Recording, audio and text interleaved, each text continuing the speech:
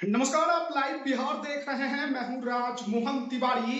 देखिए, बीते 2 सप्ताह से राजधानी पटना में बीपीएससी 17वीं के अभ्यर्थी लगातार प्रदर्शन कर रहे हैं। पहले गर्दनीबाग धरना स्थल पर प्रदर्शन करते नजर आए। उसके बाद जब कोई अधिकारी न सरकार का कोई पदाधिकारी उनसे मिलने आया तो बीपीएससी कार्यालय गए, वहां पर उन पर लाठीचार्ज हुआ। फिर प्रशांत किशोर के कहने पर गांधी मैदान पहुंचे और देर रात्रि किस प्रकार से उन पर वाटर कैनन का इस्तेमाल किया गया, लाठियां चलाई गई। हालांकि उसके बाद बीते सोमवार को मुख्य सचिव से उनका डेलीगेशन मिला है। लेकिन क्या बीपीएससी अभ्यर्थियों की जो मांग कि पूरी परीक्षा रद्द करके जितने भी सेंटरों पर परीक्षा हुई है फिर से पुनर्आयोजित कराई जाए, क्या उनकी इस मांग को सरकार मानने को तैयार है?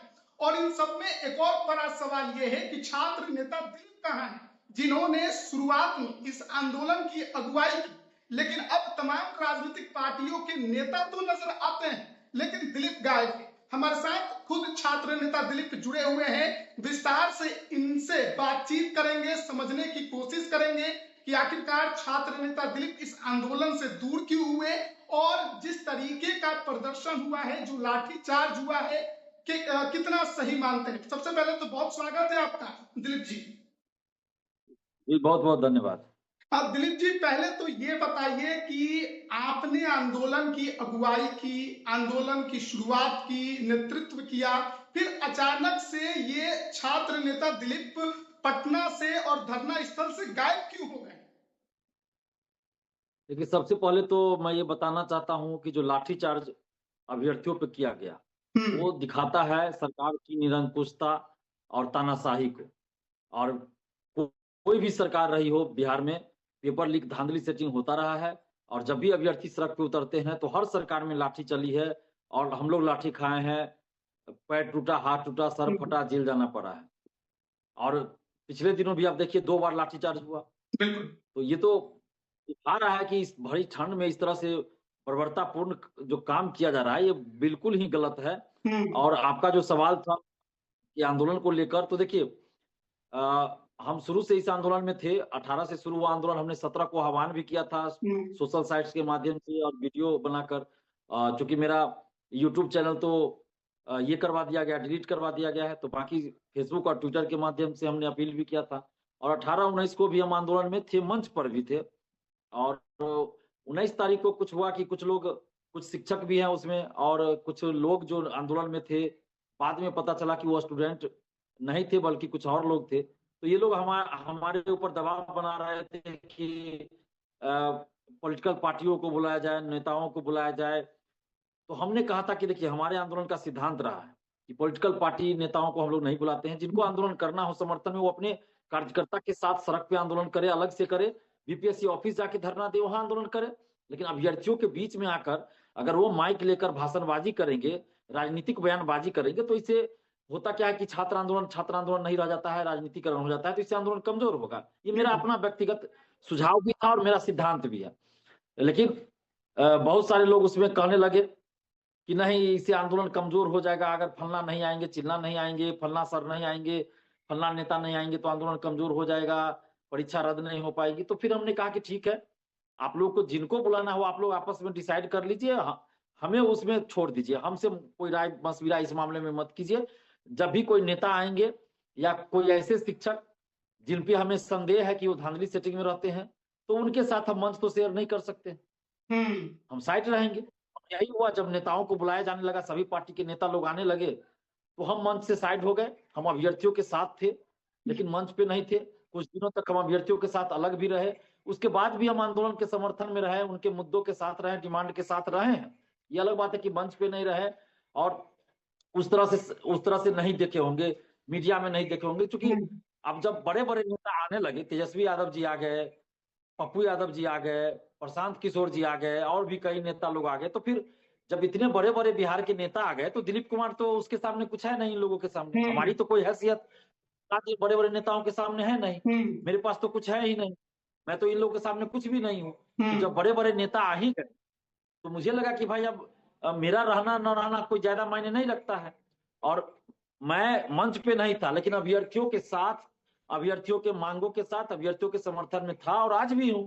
और मैंने हर स्तर से प्रयास किया कि भाई स्टूडेंट्स वहां जाए, भीड़ हो, आंदोलन सफल हो, परीक्षा कैंसिल हो। लेकिन आप लोग भी देख रहे हैं जिस तरह से राजनीतिकरण किया गया, तो इससे छात्रों को भी बुरा लग रहा है अब।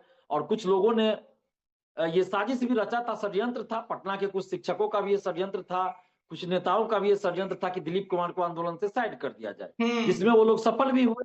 देखिए हमें था कि भाई हमें ये नहीं था कि आंदोलन का नेतृत्व तो हम करें या फिर कुछ और, मतलब हमारा रहना ही जरूरी है, हमको, हमने कभी ये सोचा ही नहीं। हमारा सिर्फ उद्देश्य यही रहा कि जो छात्रों की मांग है सरकार उसको मान ले, चाहे उसके लिए दिलीप कुमार को आंदोलन से थोड़ा हटना ही पड़े तो कोई दिक्कत नहीं है। हमको मीडिया में बने रहने का या फिर मीडियाबाजी करने का कोई शौक नहीं है। अगर ये रहता कि हमको बेवजह अपना चेहरा चमकाने का ये होता तो रोज 2 घंटा 3 घंटा बैठ के मीडिया में बोलते रहते। लेकिन हमने ऐसा नहीं किया। जब कुछ लोगों ने कहा कि भाई फलना सर आएंगे तभी कैंसिल होगा, आप साइड हो जाइए थोड़ा दिन के लिए, तो कौन ठीक फलना है था? भाई हम ही साइड हो जाते। क्या किस शिक्षक की बात कर रहे हैं आप? अब देखिए, अब नाम लेना उचित नहीं है, लेकिन अब वहां पे जो लोग भी थे उन्हीं में से कुछ लोगों ने कहा, कुछ स्टूडेंट के रूप में भी थे, लेकिन बाद में पता चला कि वो स्टूडेंट नहीं है, किसी छात्र संगठन से, किसी पार्टी से जुड़े हुए हैं। तो ऐसे लोग भी थे, बहुत सारे लोगों ने षड्यंत्र भी किया इसमें। लेकिन देखिए हमें हमें सिर्फ इस बात से मतलब था और अभी भी है, दिलीप कुमार वहां रहे न रहे इससे मतलब नहीं है। मतलब है छात्रों की जीत होनी चाहिए, परीक्षा रद्द होनी चाहिए, जांच होनी चाहिए, और जो भी इसमें शिक्षा माफिया हो, सेटर हो, इन्वॉल्व हो, जो भी हो, चाहे बीपीएससी का अधिकारी हो, संलिप्त हो, उन सब पे कार्रवाई होनी चाहिए। हमारी ये मांग है, अभ्यर्थियों के हित में होना चाहिए काम। बाकी कौन नेता आए नहीं आए, कौन शिक्षक आए नहीं आए, दिलीप कुमार है या नहीं है, इससे कोई मतलब ही नहीं है। हमें हमें सिर्फ मतलब है छात्रों को जीत मिलनी चाहिए। और इसी उद्देश्य से सिर्फ छात्र हित में हमको लगा कि अगर हमारे हटने से आंदोलन मजबूत होता है, जैसा कि ये लोग कह रहे थे कि फलना सर आएंगे तभी, जब अपने आप लोग जानते हैं खान सर का नाम लिया गया कि खान सर तभी आएंगे जब दिलीप कुमार हटेंगे, और खान सर नहीं आएंगे तो आंदोलन सफल नहीं होगा, परीक्षा रद्द नहीं होगी। खान सर तो को इसी तो बात पे हो अभ्यर्थियों गया ने तो हमने भगा कहा, दिया। तो बाद में एहसास हुआ ना।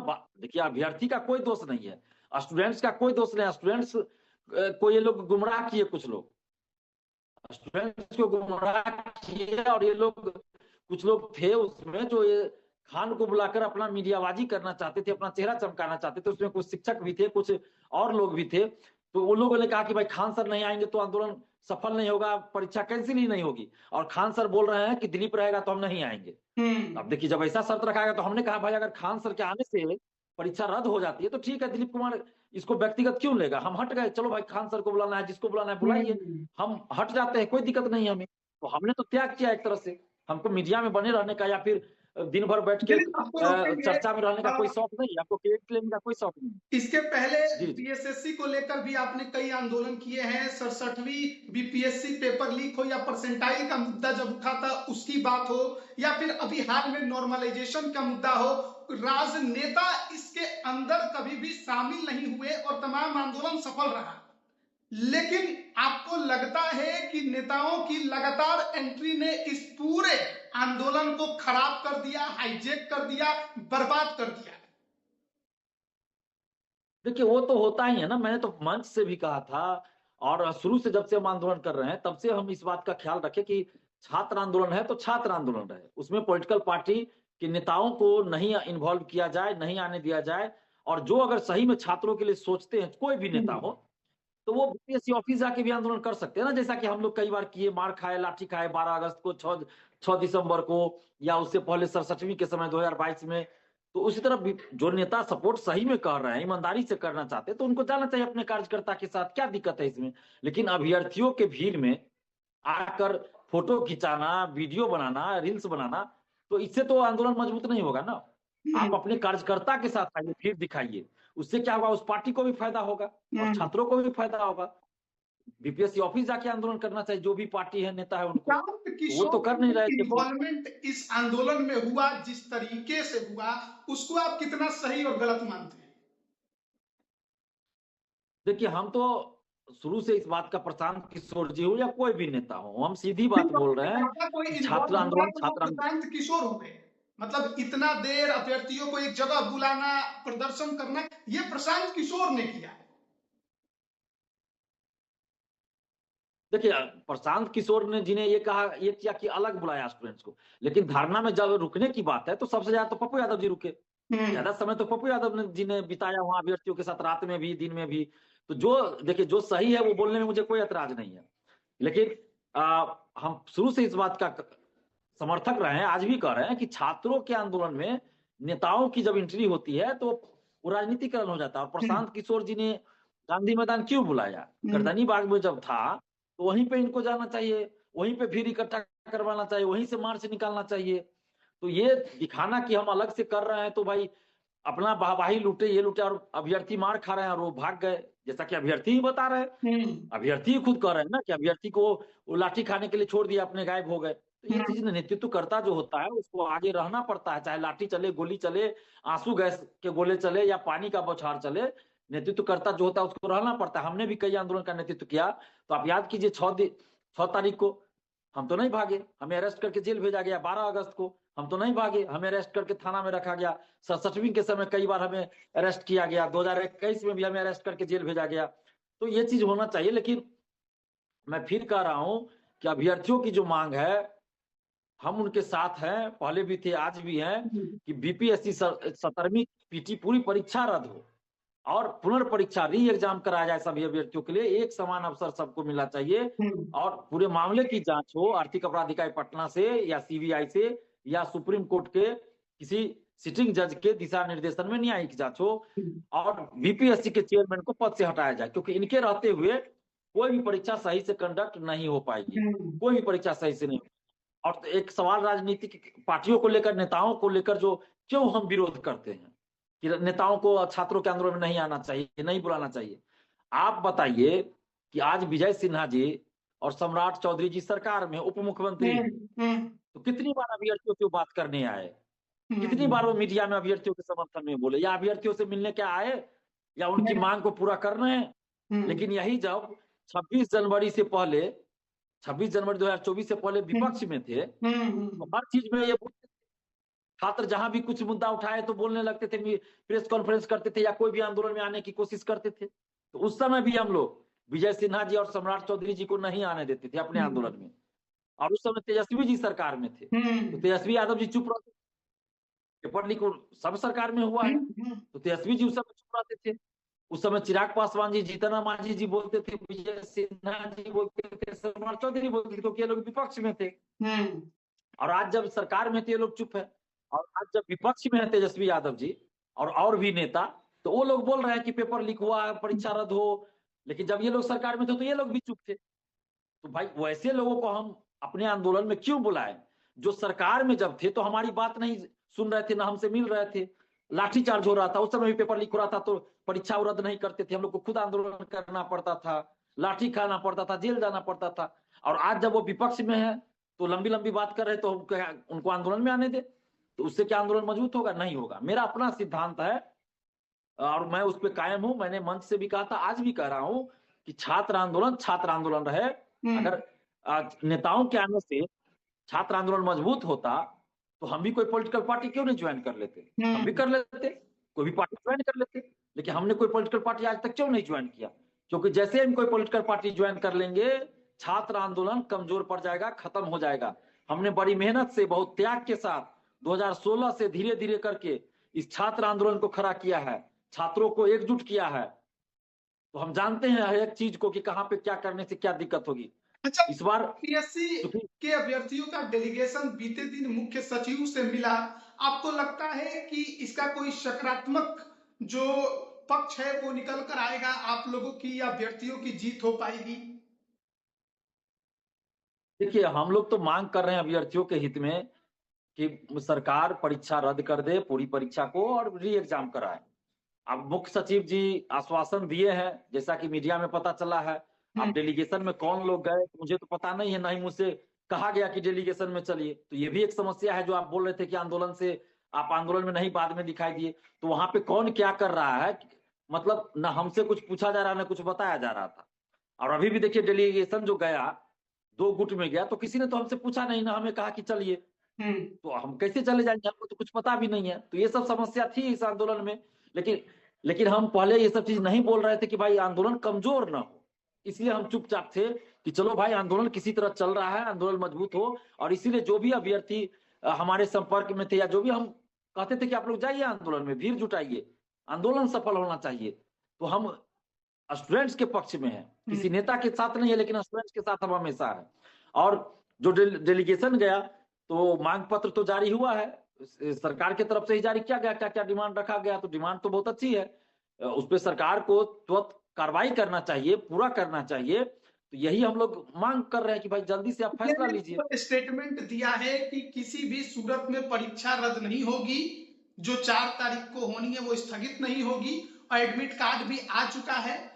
तो आपको लगता है, क्योंकि समय बहुत अब कम बचा है, कि अभ्यर्थियों के पक्ष में कुछ फैसला हो पाएगा? क्योंकि आज मुख्यमंत्री से मिले हैं डिप्टी सीएम सम्राट चौधरी, और उन्होंने कहा कि आयोग को हमने फ्री हैंड दिया है कि जो अभ्यर्थियों के हित में है वही करिए, और आयोग ही इस पर फैसला लेगा।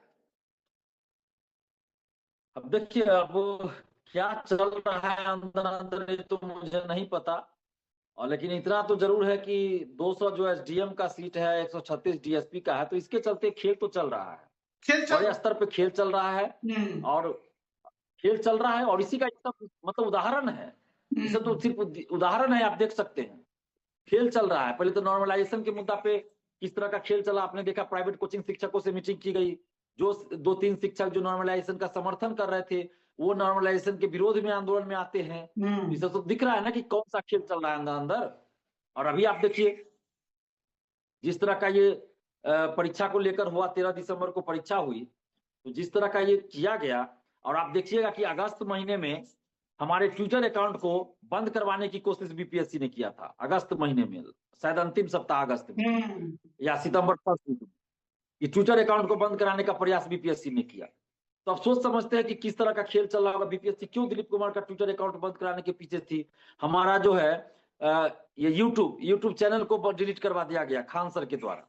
तो आप सोच सकते हैं कि किस स्तर का खेल चल रहा है, जबकि हमने तो कोई ऐसा काम नहीं किया जिसके लिए मेरा यूट्यूब चैनल डिलीट हो। भाई हम जेल में थे, उसी समय हमारा यूट्यूब चैनल डिलीट करवा दिया गया। तो आप लोग खुद अंदाजा लगा सकते हैं कि क्या खेल चल रहा है। और ये जो परीक्षा की जो बात है, री एग्जाम की बात है, तो री एग्जाम हम लोग मांग कर रहे हैं, समर्थन में है, लेकिन सिर्फ री एग्जाम समस्या का समाधान नहीं है। मान लीजिए दोबारा एग्जाम ले लिया जाए और अंदर सीट का खेल कर दिया जाए, सेटिंग कर दिया जाए, तो फिर री एग्जाम का भी कोई फायदा नहीं होगा।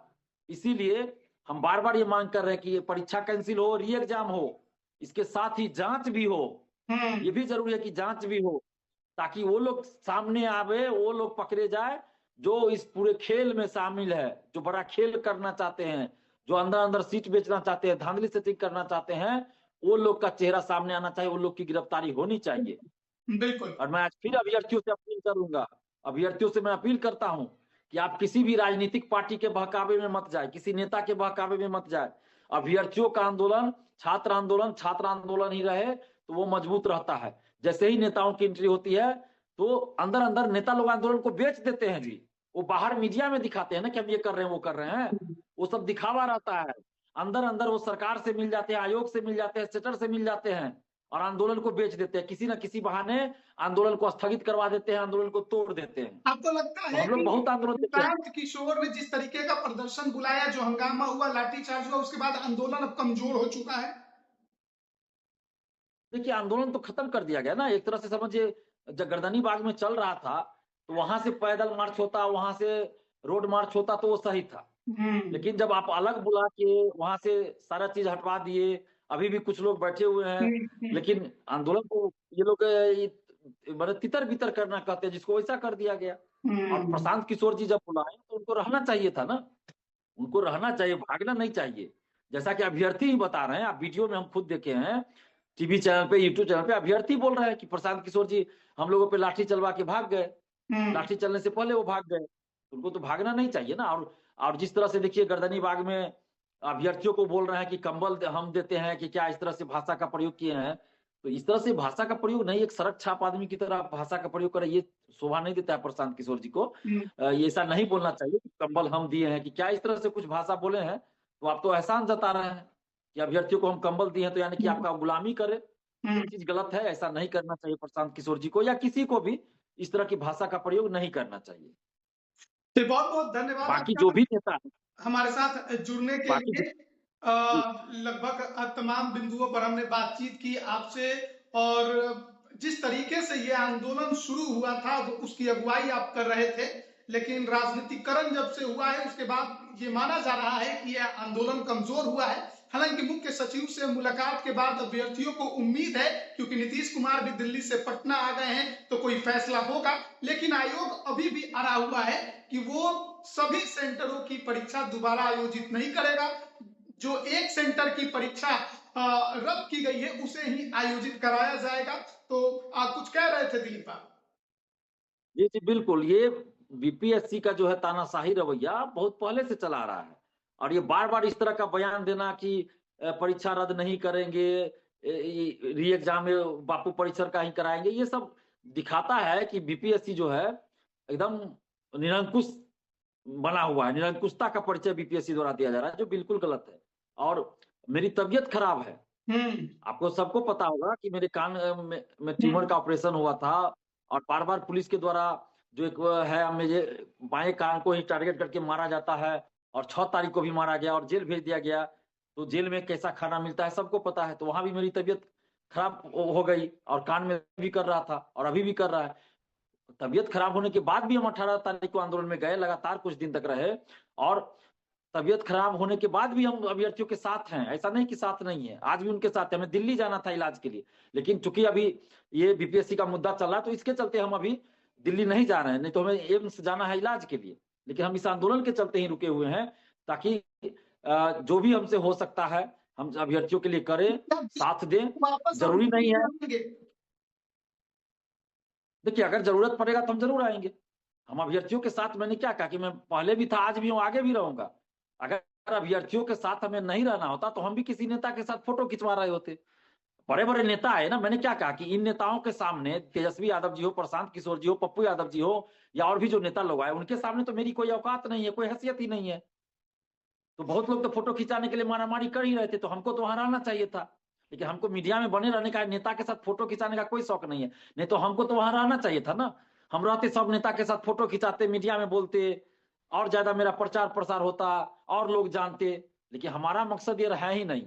हमारा मकसद छात्र हित में काम करना है और छात्र आंदोलन किस तरह मजबूत होगा, उस दिशा में हम काम करते हैं। छात्रों का डिमांड कितना जल्दी पूरा हो, उसके लिए हम काम करते हैं और उसके लिए अगर हमें हटना भी पड़े तो हम हटने के लिए भी तैयार रहते हैं। हम हट भी गए इसीलिए कि चलो भाई मेरे हटने से फलना सर आएँगे तो ठीक है, हम हट जाते हैं।